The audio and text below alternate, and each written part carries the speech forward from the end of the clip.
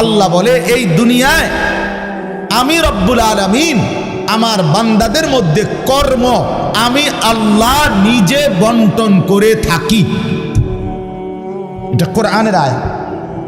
আল্লাহ বলছে আমি বন্টন করি, আমি বন্টন করি, নাইলে কেউর পক্ষে সম্ভব না।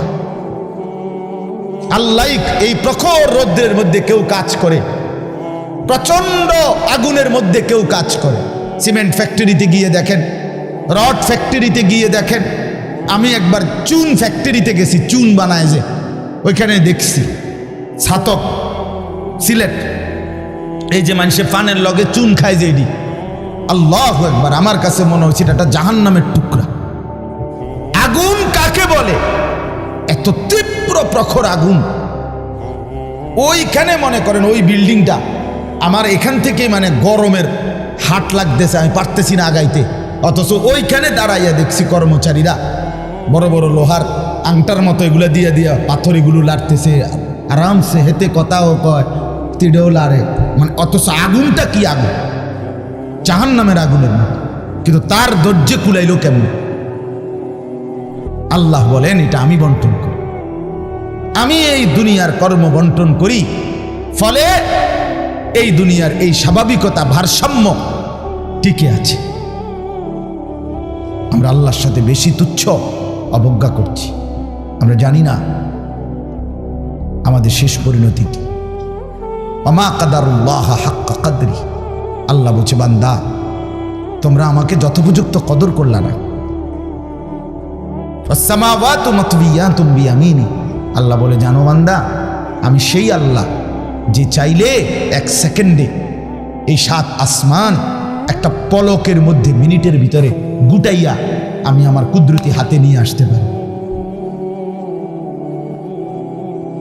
তুমি কোন নেতার উপরে ভরসা করে অহংকারী করছো? কিসের উপর? তোমার এই বিল্ডিং না, তোমার এই টাইলস, তোমার এই 5 তারার ফাইলিং, তোমার এই ইঞ্জিনিয়ারের নিশ্চয়তা, আপনার এই সয়েল টেস্ট রিপোর্ট, এটার উপরে ভরসা করে আপনি অহংকার করছেন না? স্বামী বিদেশ, এ কারণে মা বোন বাজারে ঘুরছেন না? বাস্তবাদের ছেলেরা, তোমাদের বাবা কিছু টাকা রোজগার করছে, এই কারণে জিন্দিগি এভাবে ফেলে দিলা।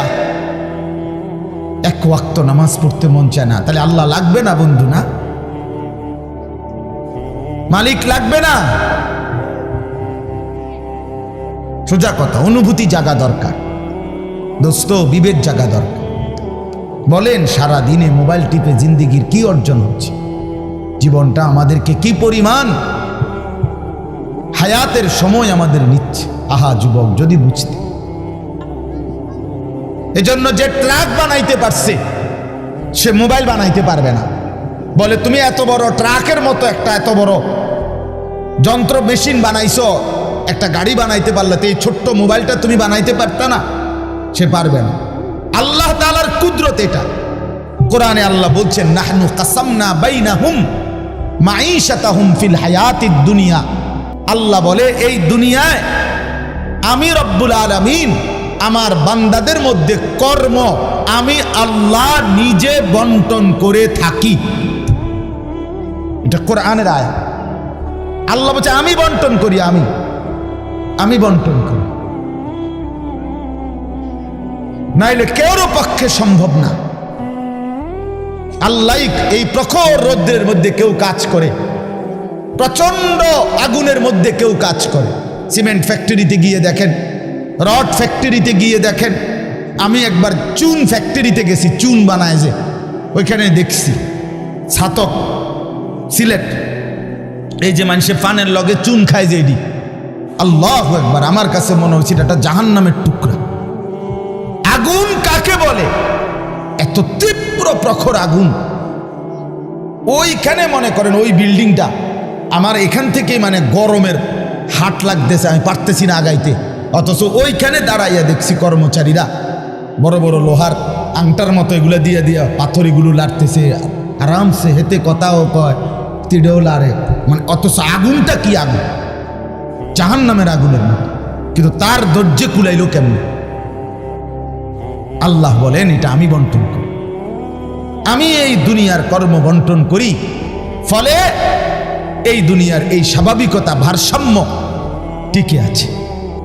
ওয়াজআলুকুম খুলাফা আল আরদ, বন্ধু আল্লাহ বলছেন আমি আল্লাহ আমার জমিনের মধ্যে তোমাদেরকে আমার প্রতিনিধি হিসাবে বসবাসের ব্যবস্থা করছি, এটা আমি করছি।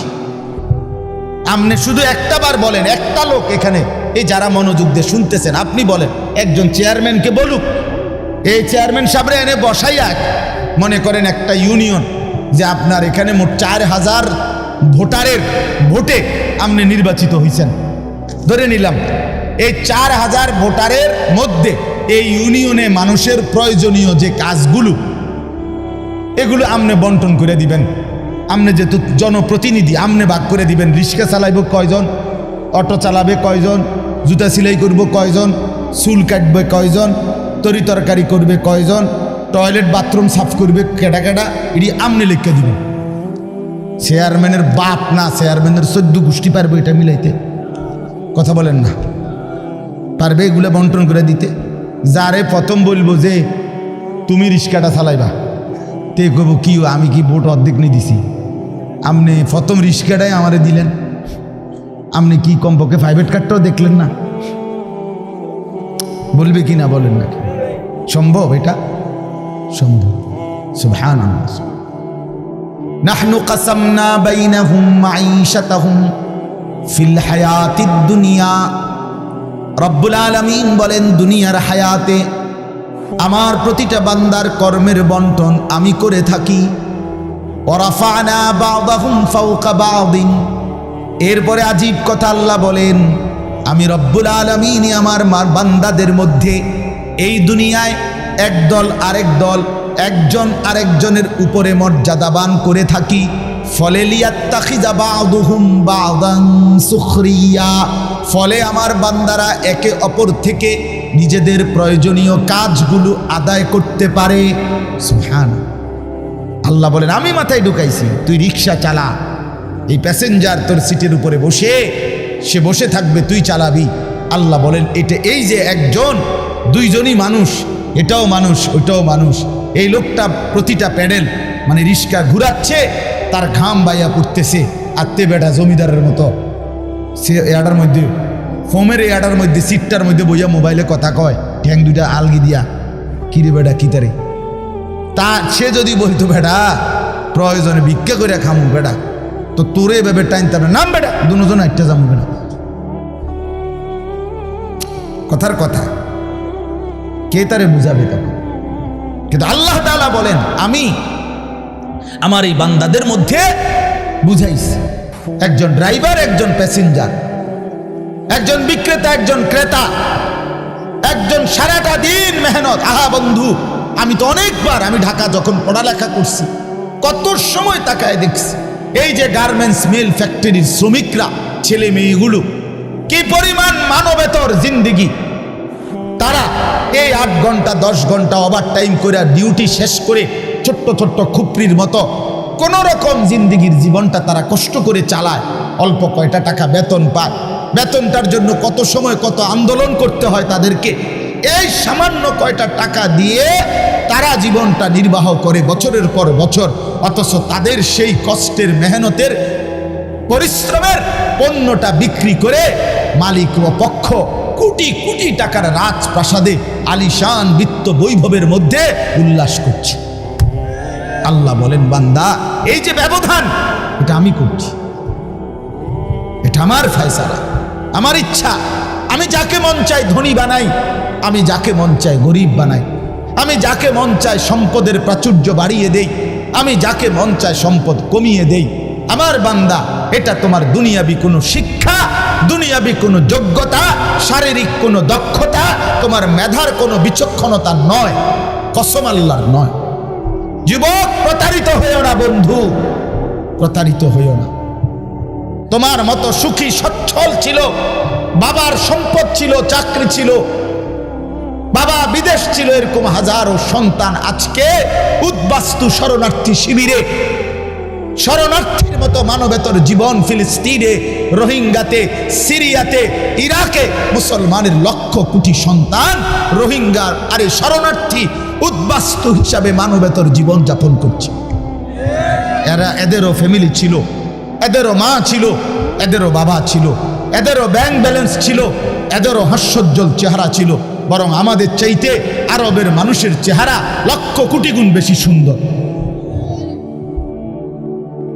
বন্ধু আমার, কি রঙে, আমার কথা শেষ, আমি বেশি আর বাড়াবো না। কি পাইয়া আজকে আমাদের সন্তানদের হালাত আমি বুঝি না। আরে বন্ধু, কি গুপ্তধন পাইয়া গেলা, কোন জমিদারি পাইয়া গেলা, যে জমিদারির কারণে আল্লাহকে এভাবে ভুলে গেলা? কারণটা কি? মুসলমানের বাবারা এভাবে ভুলে গেলেন কেন? মুসলমানের মারা এভাবে বেপর্দায় নামে গেলেন কেন? মুসলমানের বোনেরা এইভাবে অসভ্যতায় নেমে গেল কেন? হায়া কোথায়, লজ্জা কোথায়, শরম কোথায়? আল্লাহকে এইভাবে ভুলে গেলেন কেন? যে ঘরে বাপ মা জীবিত, অথচ খোদার 365 দিনে একটা বছরে, একটা 16 বছরের 18 বছরের ছেলে মেয়ে, আহা, আপন মা বাপ জীবিত থাকতে কোনোদিন একটা বছরে ফজরের নামাজ পড়ল না। এত বড় জানোয়ার মুসলমানের ঘরে ঘুমায় কেন? বলে এত বড় অসভ্য এক মুসলমান বাবা মা এই সময় এত বড় নাফরমান নিয়ে এই ঘরে জীবন চলছে কেন? কারণটা কি? আল্লাহকে এভাবে ছেড়ে দিলেন কেন? আখিরাত এভাবে ভুলে গেলেন কেন? কি ব্যাপারটা কি? হ্যাঁ, এই পৃথিবীর চারদিকে চতুর্দিকে যদি মুসলমান মজলুম হয়, নির্যাতিত হয়, তা আমরা কি মাটির মধ্যে না, নাকি আমরা চাঁদের দেশে? আমরা মাটিতে থাকি না উপরে থাকি? তো এই জন্য যুবক ভাই, নষ্ট হইও না বাপ, নষ্ট হইও না। এই বন্ধুর কথা মনে রাখো, আমরা মূর্খ না। আলহামদুলিল্লাহ, পড়ালেখা আমরাও করছি, জেনারেল লাইনেও পড়ালেখা করছি, মাদ্রাসার লাইনেও পড়ালেখা করছি। শতভাগ আস্থা নিয়েই বলতেছি, বুঝ নিয়েই বলতেছি। আমি কুমিল্লা ভিক্টোরিয়া কলেজ থেকে মাস্টার্স পাস করছি, আলহামদুলিল্লাহ। সরকারি আলিয়া মাদ্রাসা থেকে টাইটেল কামিল পাস করছি, কৌমি মাদ্রাসা থেকে দাওরায়ে হাদিস পাস করছি। কাজে বুঝেই কইতেছি, হে ইমানদারগণ, হে মুসলমানরা, মোমেনরা, তোমরা আমার।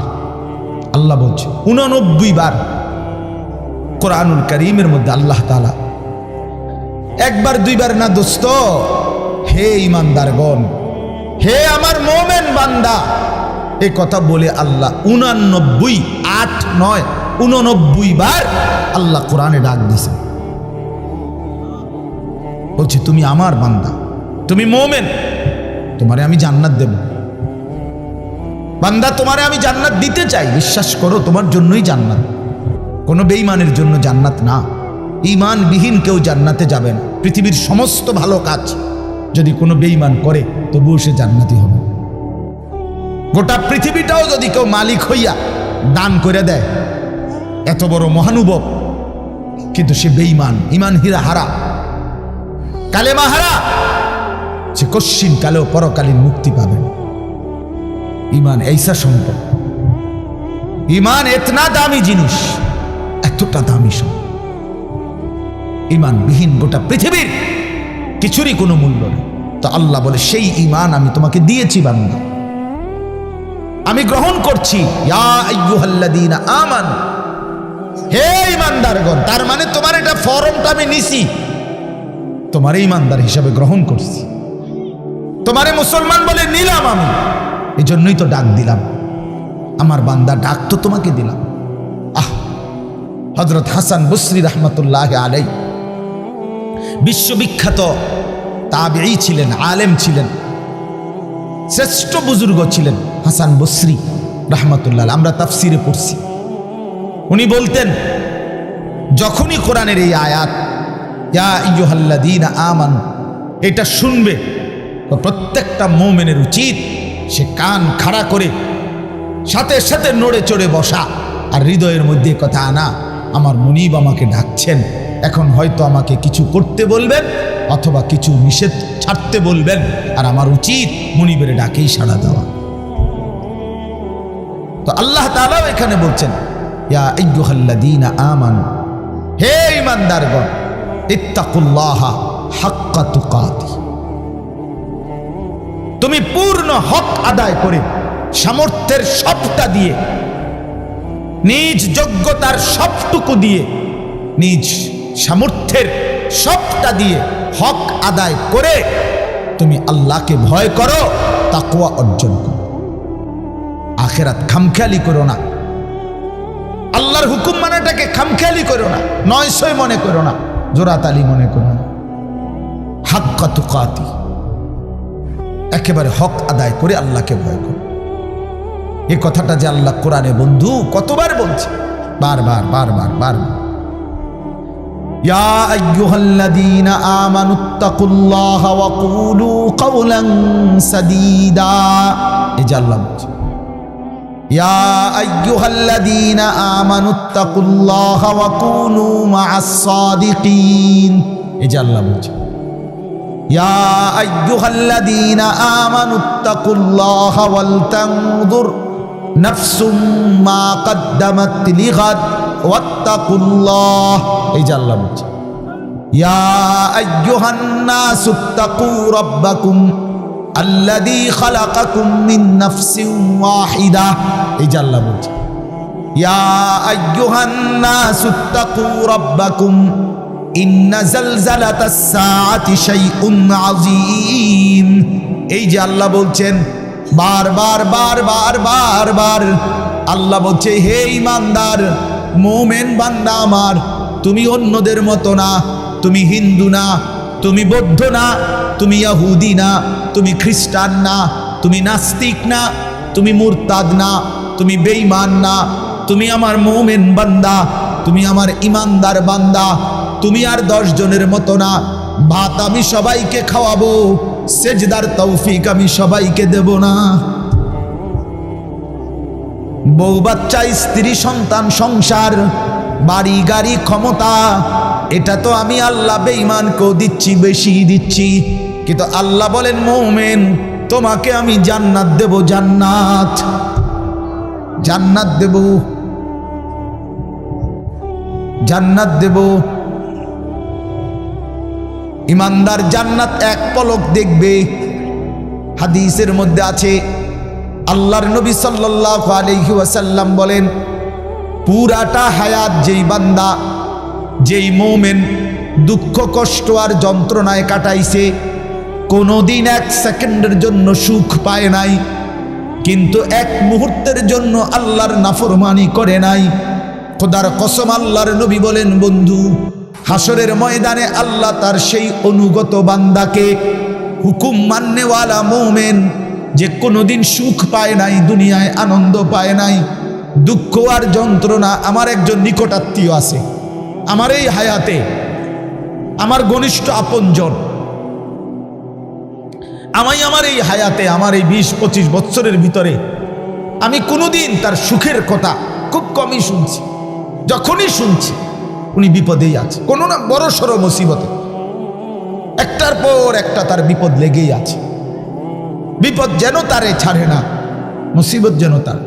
আমি তার জন্য নিজে উমরা করছি, কত সময় কত দোয়া আমার সেই আপনজনের জন্য আমি করি, কিন্তু আমার কাছে মনে হয় আমার মালিকের ফয়সালা এটা যে মুসিবত তাকে ছাড়ে না, বিপদ তাকে ছাড়ে না।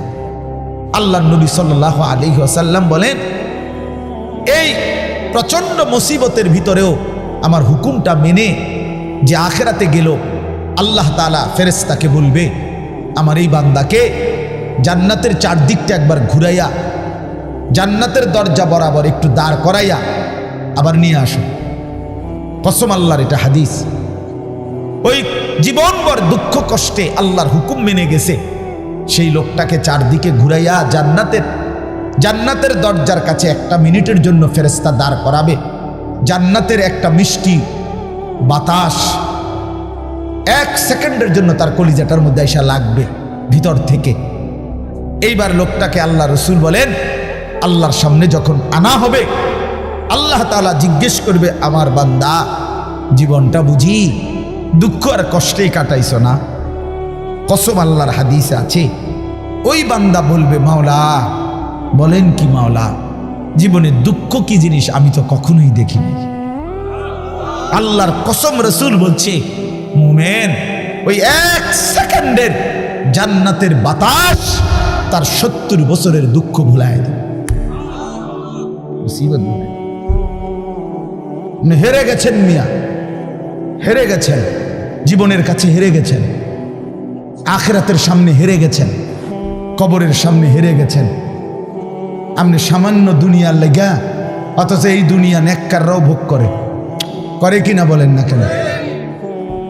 নামাজ পড়লে ফাঙ্গাস মাছের যে স্বাদ, বেনামাজিরও এই স্বাদ। বেনামাজি যেটারে টাইলস কয়, নামাজি এটারে টাইলস কয়, এতে কোনো মাটি কয় না। তাহলে আপনি আহামরি কি দুনিয়া ভোগ করলেন বলেন? কি জন্য আখিরাত ছেড়ে দিলেন? আল্লাহ আমাদেরকে বুঝার তৌফিক দান করেন।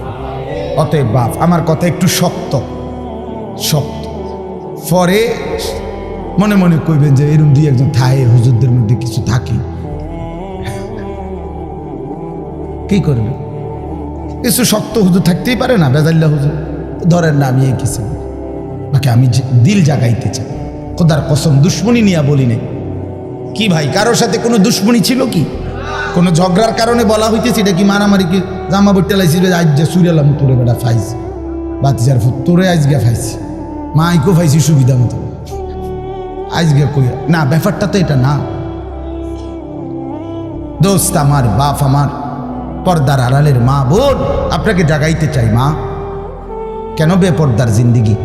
যে নারী তার ইজ্জতের কদর বোঝে না, যে নারী তার পর্দার কদর বোঝে না, যে নারী তার সতীত্বের সম্ভ্রমের কদর বোঝে না, খোদার কসম সে নারী না, সে কোনো মহিলা না, সে ভিন্ন কোনো পদার্থ হইতে পারে। রাসূলুল্লাহ সাল্লাল্লাহু আলাইহি ওয়াসাল্লাম, আমরা এটাই পড়ছি, নবী বলছেন, নারী বলে তাকে আড়ালে থাকে যে, নিজেকে পর্দায় রাখে যে, নিজেকে আড়ালে রাখে যে, তাকেই বলে নারী।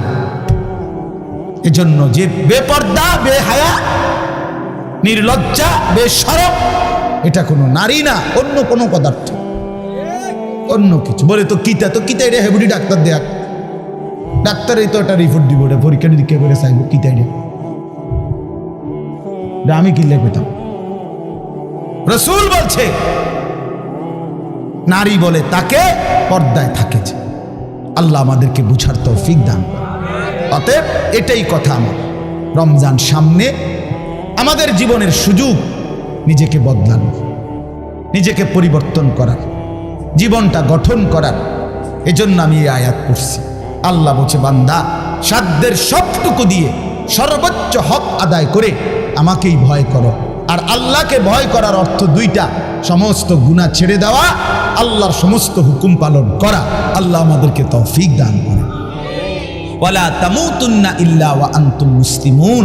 এবং আল্লাহ তাআলা সাথে সাথে বললেন, বান্দা দুনিয়া, কথাটা খেয়াল করেন, এই শেষ কথাটা আল্লাহ বলছে, বান্দা আমি আবারও বলছি, বান্দা দেখো, দুনিয়া কিন্তু পার হইবা, দুনিয়া অনুগত, অবাধ্য, ইমানদার, নাফরমান, আদেশ পালনকারী, অমান্যকারী, দুনিয়া কিন্তু প্রত্যেককেই আমি ভোগ করতে দেই।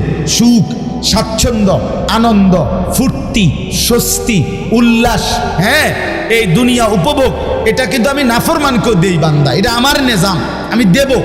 কিন্তু বান্দা ওই কবর থেকে নিয়ে আখিরাত, পরকালে, সেখানে যদি সুখ মিলতে হয়, স্বস্তি মিলতে হয়, স্বাচ্ছন্দ্য মিলতে হয়, তৃপ্তি মিলতে হয়, উল্লাস পেতে হয়, আল্লাহ বলছে, বান্দা বিশ্বাস করো, আমি তোমার অনুরোধ করছি, বান্দা পূর্ণ মুসলমান না হয়ে, আমার অনুগত না হয়ে, আমার গোলামি না করে কবরে আইসো না, মৃত্যুবরণ কইরো না।